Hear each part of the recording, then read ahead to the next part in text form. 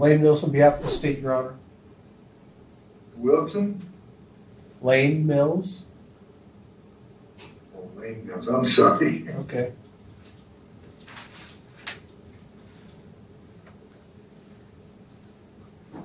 Okay, this is, are we on the record? We are, Your Honor. Okay, this is case number 19-10DC-1583, the state of Nevada versus John Kelly O'Connor. This is the yearly hearing we have to determine if Mr. O'Connor is going to continue to be placed at Lakes Crossing. I've reviewed a report. It's by Rana J. Dillinger, PhD, AB, EP, Forensic, that was submitted to the court on July 18th, 2023. Have you received a copy of that, Mr. Mills? I have, Your Honor. Okay. And Mr. Davies, did you receive a copy of that? Good afternoon, Your Honor. Yes, Your Honor. I am in receipt of that report that's dated July 18, 2023. I did take a copy of this to Lakes Crossing and met with my client last Friday and reviewed it with him. He has a copy with him. Okay. And I should say Mr. Davies on behalf of Mr. O'Connor, Mr. Mills on behalf of the state of Nevada. Mr. O'Connor is appearing by Zoom also. Can you hear okay, Mr. O'Connor? Yes, Your Honor. Okay. So, any comments about the report, Mr. Davies? Well, Your Honor, I'm not going to try to traverse the findings in this report. I think it's very comprehensive. It relies on the previous reports in the last few years and it incorporates that into this more current report. I think this report is very thorough. I'm glad to see that this report does show somewhat of a roadmap for Mr. O'Connor if he wants to eventually consider a motion for conditional release. I don't think that would be timely at this time, but I think Dr. Dillinger broke out the problems that would keep a recommendation for conditional release for him. I explained that with Mr. O'Connor last Friday. I said, basically, this report here is a roadmap for you in your recovery to getting well. And he understands that. So at this point, I'm not going to try to make any type of motion, verbal or otherwise, for a conditional release. I expect us to have a hearing again next year, and I hope to see progress in Mr. O'Connor's recovery, where maybe we can talk about some other type of housing situation for him. Mr. O'Connor, did you have anything you want to say? No, that was perfect.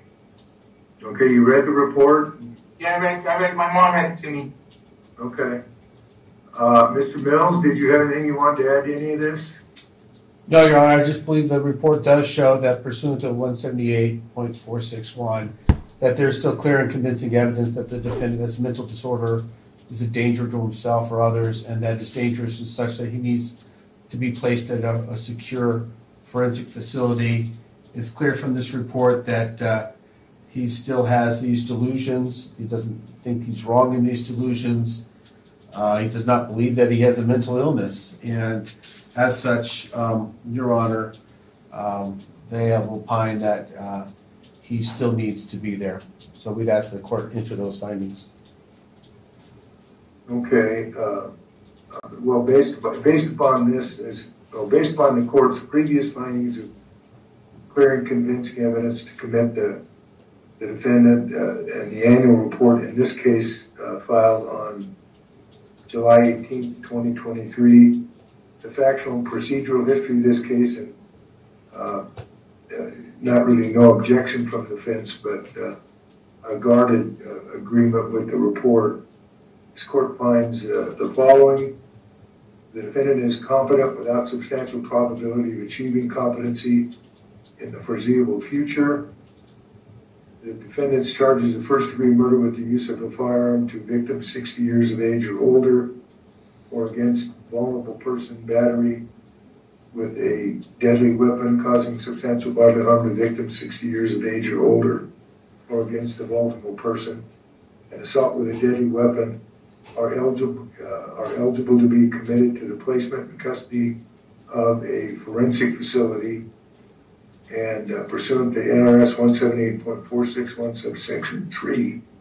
And this is based on the language in the report by Dr. Dillinger that he asserts based on the current data, it is the opinion of this evaluator stated with a reasonable degree of professional certainty that Mr. O'Connor is not considered to be an appropriate candidate for conditional release. Based upon that, pursuant to NRS 178.461 subsection 3, there is clear and convincing evidence that Mr. O'Connor has a mental disorder, that the defendant is a danger to himself or others, and that the defendant's dangerousness is such that the defendant requires placement at the forensic facility where he's at now, Lakes Crossing. Anything more on this matter then?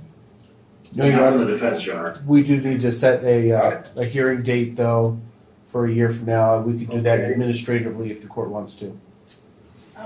Your Why Honor, don't you guys, Your Honor, go ahead. oh, I'm sorry, Your Honor. We have a court date, if it's available for your schedule, is August 27th. August 27th at 1:30. Okay, Take it down for me. August 27th. At what time? 1:30? Correct. If that's good with your schedule, Your Honor. I don't think I have any. I mean, the only condition I have is that I'm still alive at my age, so. That's true for all of us, Judge. Court's indulgence will check my calendar. Sure.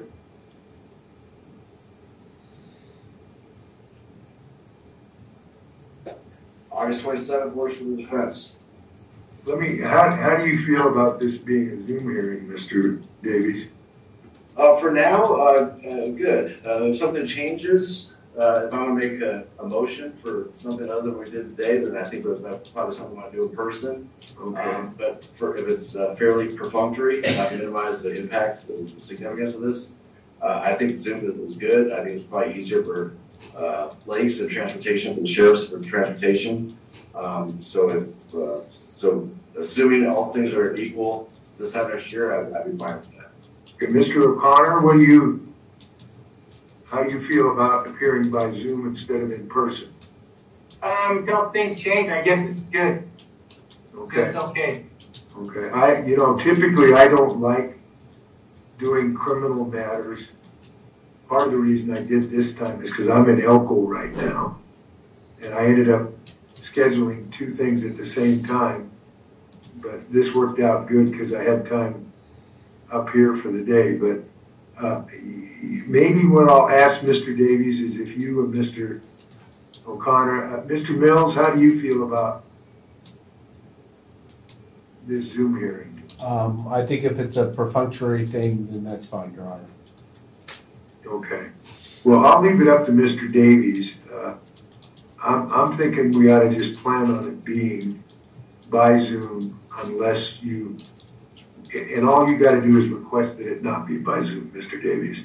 Excellent, Judge. I appreciate that. Thank you. That would be granted. Same thing, Mr. O'Connor, you can discuss that with your attorney. It's just, Yeah. I'm not, in other situations where I haven't gone eyeball to eyeball with people, I don't like Zoom hearings either, but we've all got to be able to look at each other's faces before this. So I'm just going to say I'll plan on this being by Zoom unless you request otherwise, Mr. Davies, or you, Mr. O'Connor. I guess Mr. Mills can too. So Thank you, Judge. but we'll do it by Zoom unless someone requests otherwise. And I don't care. All you have to do is request, and I'll be there in person. So Fair enough. We appreciate that. okay. Thank If you, Your Honor. there's nothing else, I'm court's in recess. Have a good day. Thank you. Thank you, Your Honor. Bye.